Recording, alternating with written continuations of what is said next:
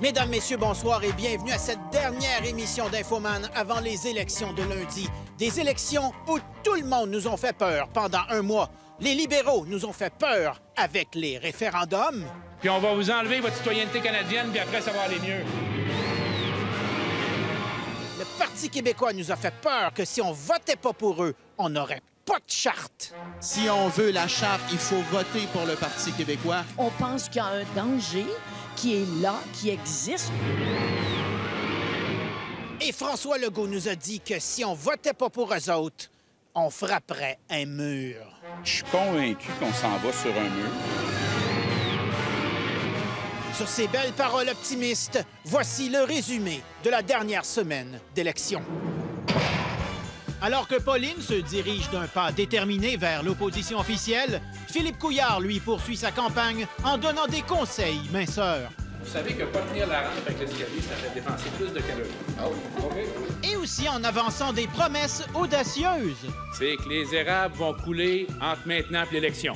François Legault, lui, va plus loin et revisite pour une troisième fois une cabane à sucre en s'informant des vraies affaires.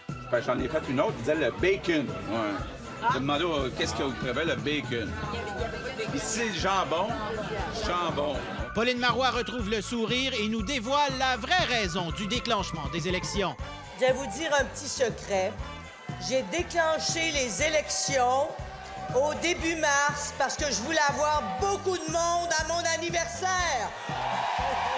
C'est vrai, c'est la fête de Mme Marois. 65 ans. Elle va recevoir encore plus d'argent du fédéral. Elle est alors fêtée par une fausse Pauline. Et Jean-Pierre Ferland qui vient lui chanter une toune à deux pouces de la face. Il n'y a pas d'année qui touche à ta beauté. Résultat, Jean-Pierre lui donne son rhume.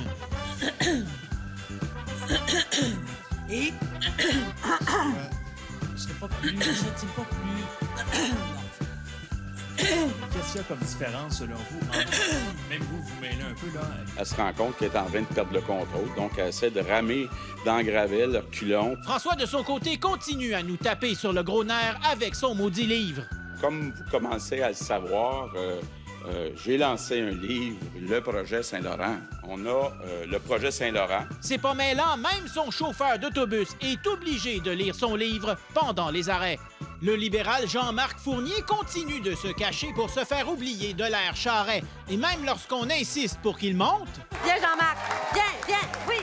Il va immédiatement se cacher en arrière. Essaye pas, on t'a vu.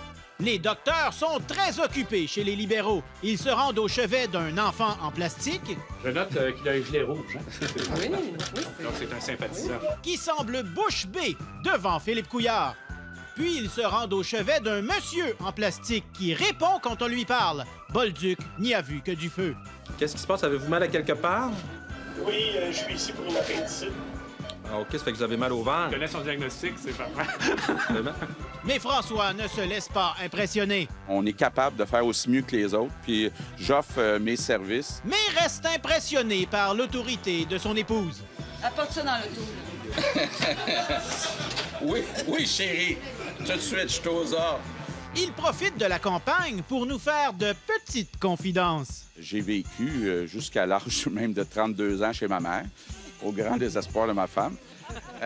Pendant cette campagne, Philippe est tellement obsédé par la boue qu'il s'arrête aux pros de la boue pour dénoncer vigoureusement le garochage de boue. On ne répond pas à la boue par la boue.